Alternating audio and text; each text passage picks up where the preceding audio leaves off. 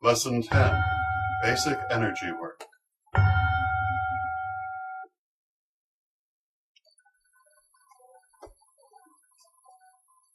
Blessed be. What does it mean to give a blessing? Is a blessing no more than a nice prayer or a wish for good things to come to someone? Does a blessing really do nothing more than show respect or affection? We sometimes use the word blessing to mean no more than friendly good wishes or a vague acknowledgement of divine love. When we use the phrase blessed be in daily conversation, we often mean no more than this, yet, in its truest form, a blessing means much more. A blessing is a transfer of energy. When we give a blessing, we transfer a bit of energy from ourselves to the person or thing receiving the blessing. We do this by channeling the divine energy to which we are connected through our higher selves. The divine energy passes through us to the one being blessed and helps to activate the divine energy within them. Such a blessing has an actual physical and spiritual effect on the one being blessed. The blessing can open doors in the psyche, activate latent talents, and stimulate healing. Or it may simply impart a pleasant feeling and help to strengthen the person's connection to deity. In these lessons and their accompanying exercises, we've talked a great deal about how to focus and direct energy within your own body, and how to send energy out of your body to create energy constructs such as the magic circle. More difficult but equally important is the ability to send energy to another person or to receive it yourself. This is called energy transfer. Energy is everything. As we said in Lesson 1 and have frequently restated since, the universe and everything in it is composed of energy. Swirling, constantly shifting energy that assumes complex patterns in reaction to our thoughts and emotions, creating an illusion of solid matter. In every moment of our life, we shape this energy unconsciously. It takes its form from us. In magic, we learn to shape it consciously. Our body is composed of energy, as is our soul. Like the shell of a snail, the body is an emanation of the soul, even as the soul itself is an emanation of the goddess. Thus, the divine energy of the goddess is always present at the center of our being, and we can learn to consciously access it through the practice of psychic and magical arts. When we look at the physical form of a person or thing, we are seeing only the external shell of the soul, and this shell conceals much more within. By accessing the inner being, the soul, we can greatly affect the seemingly solid exterior. We do this by transferring energy, that is, sending energy from one person or thing to another. We use energy transfer for a number of reasons, which include the following. Healing. Energy healing is used to promote spiritual or emotional healing or to aid in physical healing. In healing, we access a person's energy, remove blockages or negative energy, and inject positive healing energy. In the hands of an accomplished practitioner, energy healing can be as complex and as precise as physical surgery. Blessing. As previously discussed, blessing is an injection of divine energy meant to strengthen spiritual connection or foster spiritual opening or growth. Communication. Energy can be used to share communication as well. A message or messages are placed into energy, which is then used to communicate it directly to the recipient, bypassing the conscious mind entirely. This is how we receive messages from the ancestors or spirit guides. We can also send information in this way as well. With any of the above methods of energy transfer, the recipient may or may not have a conscious reaction to the event. Some people will feel even the slightest variation in energy, while others will not even feel the strongest energy work. It depends on how psychically open the person is and how sensitive they are to energy. So if you're doing energy work on a person and they don't feel it, don't let that bother you. It just means the recipient is not psychically able to pick up on it. How it works. The body is composed of energy. This energy is regulated by energy centers commonly called chakras or plexi. There are thousands of such chakras throughout the body, and they are connected by meridians or energy pathways. When several of these small chakras work together, they form a larger chakra with several levels. There are many of these larger chakras throughout the body as well. In doing energy work, you may work with any of these smaller or larger chakras, but you are more likely to work with one of the 7 so-called major chakras, which we have described in earlier lessons.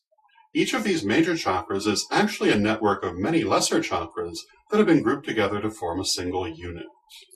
Because of this, the major chakras have many different levels, and these levels may be developed differently in different people, depending on their experiences.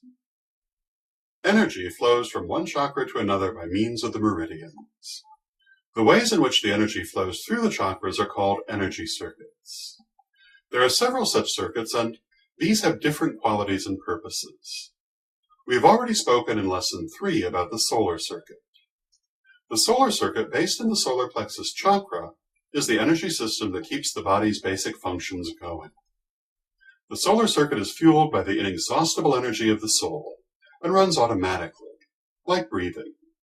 We don't have to do anything to get or keep the solar circuit going, but we can inject extra energy into it, usually through the heart chakra.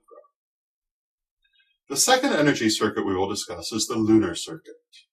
Based in the root chakra, the lunar circuit is the circuit commonly studied by Hindu systems, and it is sometimes referred to as the Kundalini system. Unlike the solar circuit, the lunar circuit is not automatic, and it can be engaged only through study and training. The lunar circuit is used to perform high-level magic or miracles, and is capable of achieving incredible results.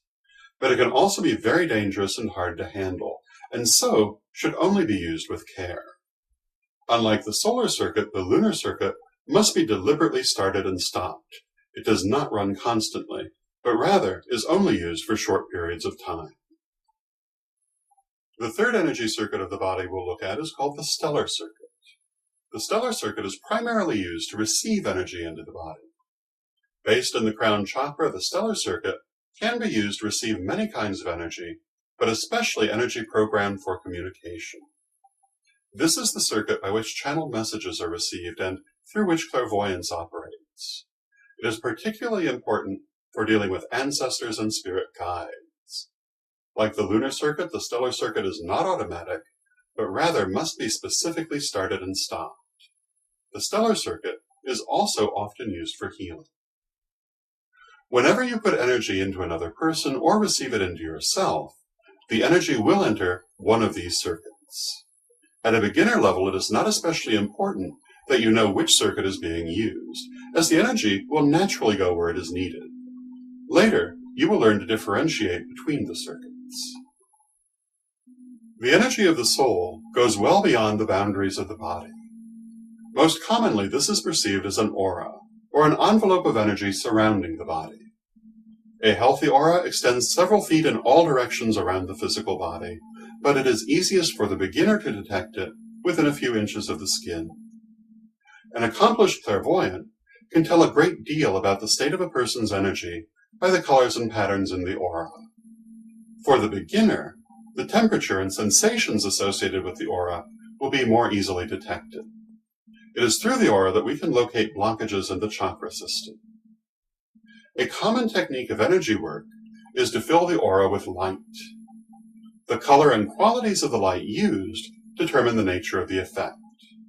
This technique can be used for shielding, strengthening, healing, cleansing, and many other uses. If you've been doing the exercises that accompany these lessons, then you will have learned how to do this for yourself. And through energy transfer, you can do it for others as well. How to do it. Now that we've talked a bit about how energy transfer can be used and a bit about how it works, you probably want to know how to do it. Energy transfer is accomplished by projecting energy from your body into someone else's. The energy is pulled in from the universe and channeled through your body to the recipient. Commonly, the hands are used, and the energy is focused through the palm chakras. If you have been doing your exercises, you will already know how to focus energy through your palm chakras. Imagine the energy projecting from each of your palms as a beam of light. Focus intensely upon this and imagine it as clearly as possible.